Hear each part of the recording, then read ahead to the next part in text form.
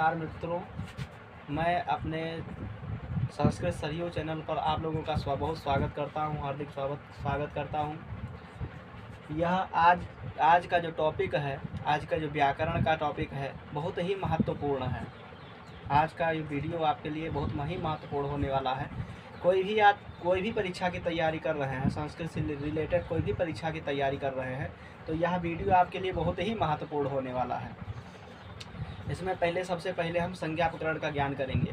जो लोग सिद्धांत कौमुदी में सबसे पहले संज्ञा प्रकरण है, संज्ञा के बारे में, संज्ञा प्रकरण के बारे में, वर्णों के बारे में ज्ञान किस प्रकार से होता है, किस वर्ण का कहाँ से उच्चारण होता है, और तो इन सब चीज़ों को हम, जो बेसिक चीज़ें हैं उनको हम आज पढ़ेंगे। तो सबसे पहले जान लीजिए कि भगवान पाणिनि जी जो है, जब जिस समय व्याकरण शास्त्र का निर्माण कर रहे थे, तो पहले भगवान शंकर जी की बहुत ही तपस्या किए थे। जब भगवान शंकर जी की तपस्या किए, तो भगवान शंकर जी पाणिनि जी से बहुत प्रसन्न हो गए, और प्रसन्न होकर के यही 14 बार डमरू बजाए तो ये 14 सूत्र निकले। तो इसीलिए इनको क्या कहते हैं, इनको माहेश्वर सूत्र भी कहते हैं, क्योंकि माहेश्वरात आगतानि इति माहेश्वराणि। जो माहेश्वर से भगवान पाणिनि जी को प्राप्त सूत्र हैं, तो इसीलिए इन्हें माहेश्वर सूत्र भी कहते हैं, और इनको शिव सूत्र भी कहते हैं। इनको शिव सूत्र भी कहते हैं, माहेश्वर सूत्र कहते हैं। और इनको जो है गांव की भाषा में ककाहरा कहते हैं। ककाहरा नहीं, पहले कहते थे कि कक्का किक्कू, कक्का किक्की, के कई, को कौ कंकहा, ये ककाहरा भी है। इसी से सभी चीज़ें बनती हैं। तो पहला सूत्र है आई उड़। आई उड़, रीलृक, ए ओंग, आई औच, यहाँ पर गड़बड़ी हो गया थोड़ा। आई औच, हयवरट, लण, यमगणनम, झभई, घड़धस, जबगड़दस, खफ, छठथ, छटतव, कपय, शशर, हल। ये 14 सूत्र भगवान शंकर जी की कृपा से भगवान पाणिनि जी को प्राप्त सूत्र हैं। अब इनका प्रयोजन क्या है, कि किस लिए है, इनका क्या प्रयोजन है, तो ये इनका प्रयोजन है प्रत्याहार बनाना। प्रत्याहार इनसे निर्माण होता है, प्रत्याहार बनता है, तो प्रत्याहार बनाना इनका प्रयोजन है। अब प्रत्याहार बनता कैसे है, तो आप जान लीजिए कि जैसे आई उड़ है, तो आई उड़ में यह पहला सूत्र है। तो इसमें हम जो है, जो अंत्य वर्ण है, जो हलंत वर्ण है, अंत्य जो वर्ण है, ड़ा है, का है, एवं में गा है, अयोच में चा है, हयवरट में टा है। तो जो अंतिम वर्ण है उनको हमको प्रत्याहार में ग्रहण नहीं करना है। उसकी अंत की संज्ञा हो जाती है, तस्य लोपः से लोप हो जाता है, तो अंत्य वर्णों का ग्रहण नहीं करना है। जैसे मान लीजिए पहला प्रत्याहार, अब 42 प्रत्याहार बनते हैं, तो 42 प्रत्याहार में सबसे पहला प्रत्याहार कौन सा है, अक प्रत्याहार। तो अब मान लीजिए कोई कहा कि अक प्रत्याहार कैसे बनता है, किस प्रकार से बनता है, तो अक प्रत्याहार मान लीजिए आयुड़ के आकार से लेकर के, आयुड़ के आकार से यहाँ से लेकर के और रीलृक के ककार तक यह क्या है, अक प्रत्याहार है। अब अक प्रत्याहार में कितने वर्ण आए, आ, ई, उ, री, लृ, कितने वर्ण आए, 5 वर्ण आए। मान लीजिए कोई कहा अक प्रत्याहार बनाइए, तो अक प्रत्याहार में कितने वर्ण आएंगे, आ, ई, ओ, री, लृ, कितने वर्ण आए, 5 वर्ण आए। जैसे अच प्रत्याहार बनाना है, तो अच प्रत्याहार यहाँ से शुरुआत होगा और अयौच के चकार तक जाएगा। तो आ, ई, उ, री, लृ, ए, ओ, आई, औ, ये कितने हैं, ये जो है यह क्या है, अच प्रत्याहार है। मतलब प्रत्याहार में अंत्य वर्ण का ग्रहण नहीं करना है।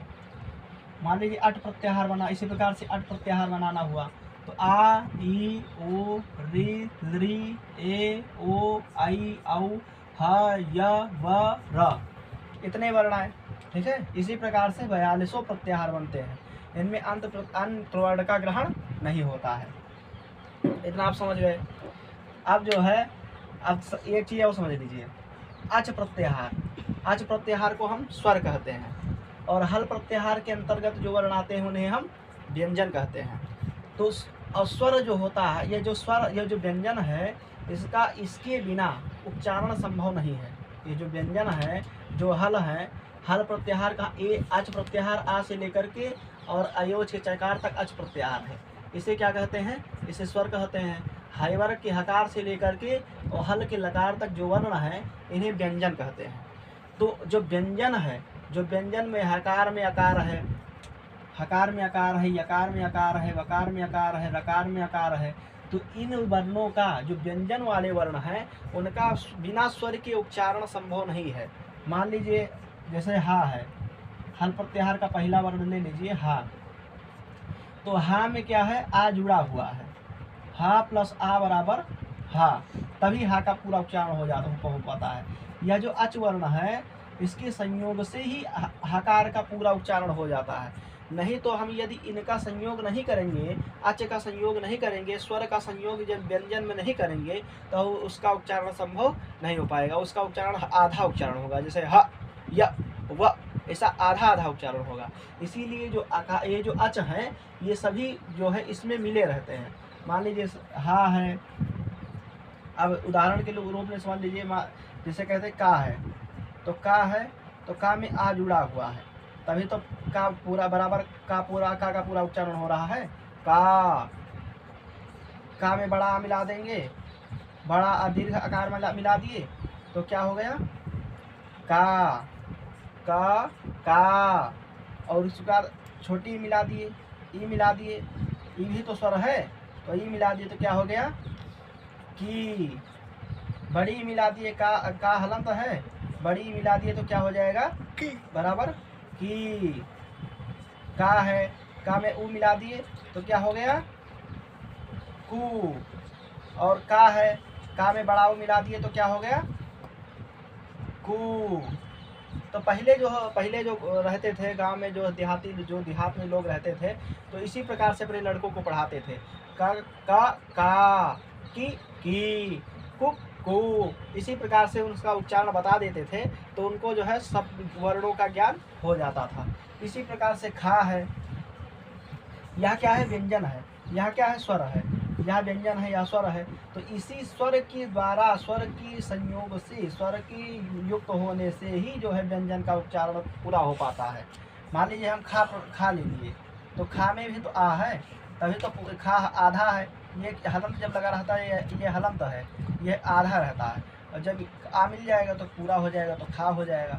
इसी प्रकार से खा है प्लस बड़ा आ बराबर खा बन जाता है, खा।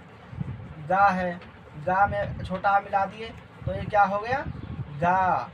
अब इसी में बड़ा मिला दिए, बड़ा जो स्वर है उसको मिला देंगे तो क्या हो जाएगा गा, पूरा उच्चारण हो जाएगा। इसी प्रकार से पहले के लोग जो है अपने लड़कों को उच्चारण करवाते थे, तो उनका जो है स्वर का पूरा ज्ञान हो जाता था। अब इसके बाद ये आप जो है स्वर और व्यंजन आप लोग जो है पूरा हमको जो है अनुभव हो रहा है कि आप लोग जो है पूरा ये स्वर और व्यंजन का ज्ञान आप लोग समझ गए होंगे। अब इसमें भी वर्ग होते हैं।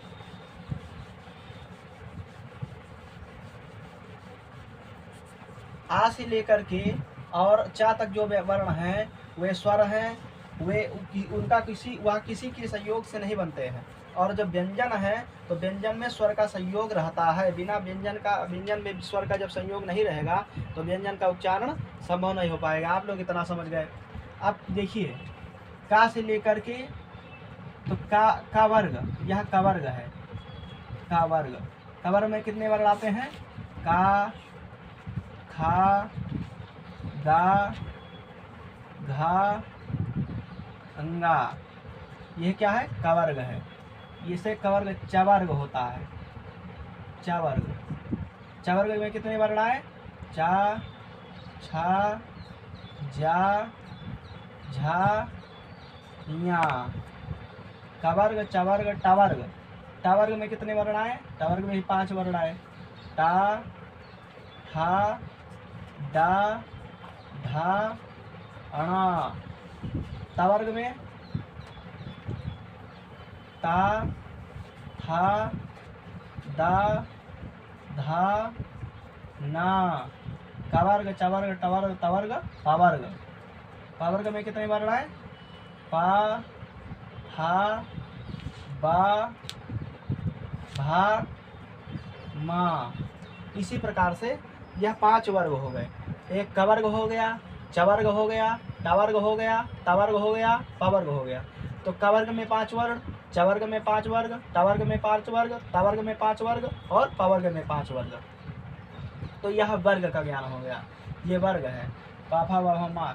उसके बाद या रा ला वा शा शा शा हा छा त्रा ज्ञा, ये इतने वर्ण होते हैं। अब कुछ वर्ण होते हैं जो दूसरे वर्ण से मिलकर के बने होते हैं। जैसे छा है, तो छा में क्या रहता है, क है आधा और प्लस शा, तो बराबर क्या हो जाता है, शा हो जाता है। उसी प्रकार से त्रा आप ले लीजिए, त्रा जो है ता है धन रा पूरा रहता है बराबर त्रा हो जाता है। उसी प्रकार से ज्ञा ले लीजिए, जा है प्लस न्या है बराबर क्या हो जाता है, ज्ञा। तो ये वर्ण जो है दूसरे वर्ण के सहयोग से ये वर्ण बनते हैं। ये 3 वर्ण जो है दूसरे के सहयोग से, अन्य वर्ण के सहयोग से, यह जो है संयुक्त वर्ण है। ये संयुक्त माने दूसरे के वर्ण के संयोग से बने हुए हैं। ठीक है, अब इतना आप लोग जो है समझ लिए हैं। अब इसके बाद जो है वर्णों का उच्चारण स्थान होता है कि किस वर्ण का उच्चारण स्थान कहाँ से किस वर्ण का उच्चारण स्थान होता है। तो आप लघु सिद्धांत कौमुदी के संज्ञा प्रकरण में पढ़ेंगे कि इचु यशानाम तालु। वीडियो रोक दीजिए इसमें। अब इसके बाद जो है उच्चारण स्थान देखेंगे। उच्चारण स्थान मतलब किन वर्णों का किस जगह से उच्चारण होता है, मुख में, मुख के अंदर किस वर्ण का कहाँ से उच्चारण होता है। अब उच्चारण स्थान देखेंगे। इचु यशानाम तालु, इचु यशानाम तालु। ई चू से चवर्ग लेते हैं, बताए थे कि 5 वर्ग होते हैं, का चा टा ता प। तो इसमें उकार जो है, का चा टा ता प में जो उकार है, जैसे यहाँ पर चू है, चू में चा है, चा में उकार है तो ये चवर्ग है। टा में उकार है प्रवर्ग है, ता में उकार है, पा में उकार है, तो ये क्या है, ये सब क्या है, कवर्ग चवर्ग टवर्ग तवर्ग पवर्ग है।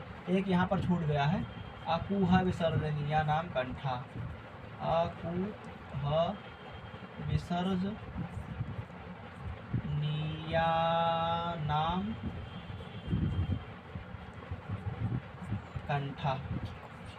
जी गुरुजी। आ छोटा आ, छोटा का खा गा घा घा अग्गा और विसर्ग, इनका उच्चारण स्थान क्या है, कंठ है। जी जी गुरुजी। कंठ है ना, जी गुरुजी। इनका उच्चारण स्थान कंठ है। आ कवर्ग, कु से कवर्ग होता है, चू से चवर्ग, टू से टवर्ग, तू से तवर्ग, पू से पवर्ग, 5 वर्ग बताए गए थे। तो आ कवर्ग माने आ कवर्ग से लिया जाएगा का खा गा घा अंगा, छोटा आ माने हर्ष आकार, और का खा गा घा अंगा, इनका उच्चारण स्थान क्या है, कंठ है। ई छोटी ई, चू से क्या लिया जाएगा, चवर्ग, चा चा छा जा झा इया और तालव्य सकार, इसका उच्चारण स्थान क्या है, तालु।